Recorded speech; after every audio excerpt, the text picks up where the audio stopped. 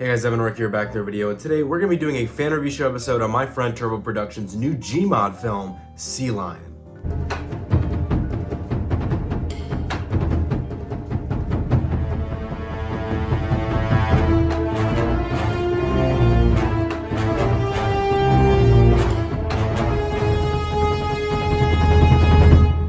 Now, this is probably the first fan review show episode in a while where the fan film we're reviewing is not Godzilla/Kaiju related. And I am being a very generous friend to my friend Turbo because this film is technically under 15 minutes and I'm very picky and don't want to review films for 15 minutes, but because he's a good friend, I'll be very generous and I'll review it.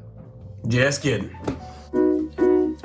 But no, let's actually be serious and let's start off with the pros with Sea Lion.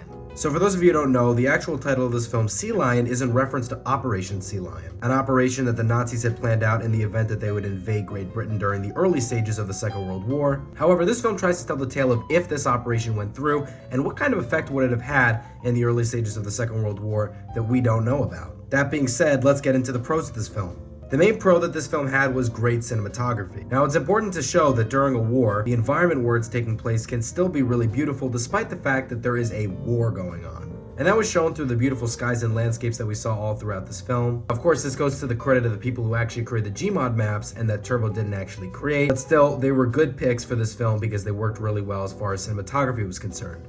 Another great pro was the way that alternate reality information was presented. Now, if you're going to make a film about some sort of a scenario in history that never took place, it's important to be realistic with how this alternate reality would have played out had it actually happened. Another great pro was the good uses of different war mediums. We had battles shown through tanks on the ground and through planes in the air. One of the things I love most about this movie was the opening. The opening of this film really gave you a sense of what you're going to see throughout the rest of the film and made you realize that this is very much a war movie. And now it is time to talk about Turbo's favorite part of this video, the cons. So the biggest con I have with this film is that there is no human story, period. Now, this has been a problem in a lot of the fan films I've reviewed recently where perhaps the humans just didn't have good dialogue or they weren't in the film enough. But in this, it's just they aren't in the film, period. Now, of course, this is a big problem because we need humans in the story. It's not enough to see war take place throughout 13 minutes. We need to see that mixed in with a main character or perhaps a main character and several other main characters that are a band of soldiers being friends. We need something so that the audience can feel the need to stick around throughout the whole film, because if it's just a war movie, then I guarantee you people would want to click off after the first few minutes after they get the gist of what this film is about. Throughout the film, some of the shots/action sequences were too slow.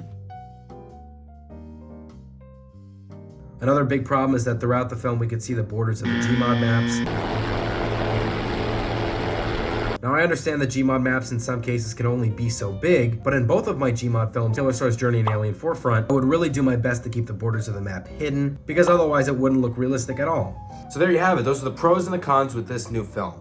I will cut him some slack because I know that it was very difficult to make this film, and he's done it over the course of 3 years. And of course, it's difficult to make because you need people to actually portray the player models that you're watching. Now, of course, people are going to say, "Why don't you just use Source Filmmaker?" But some people are, like myself, just aren't experienced with that kind of stuff. So that's how Gmod comes in real handy. But yes, I know it took a while. I know that it had some ins and outs, but in general, I'll be rating it a 7.4 out of 10. Now, I'm not really sure what's the next film for Turbo. I don't know what's next in store, but this is really the first lengthy movie that I've seen him do in a long time and that I'm here reviewing. So keep it up, man. You did a great job on this, and he'll do a great job with whatever you're going to create next. Without further ado, I can just say, if you haven't seen this, check it out. Links in the description below. Subscribe to Turbo Productions as well, and I hope you enjoyed this fan review show episode. Like, comment, subscribe. See you guys later, and bye-bye.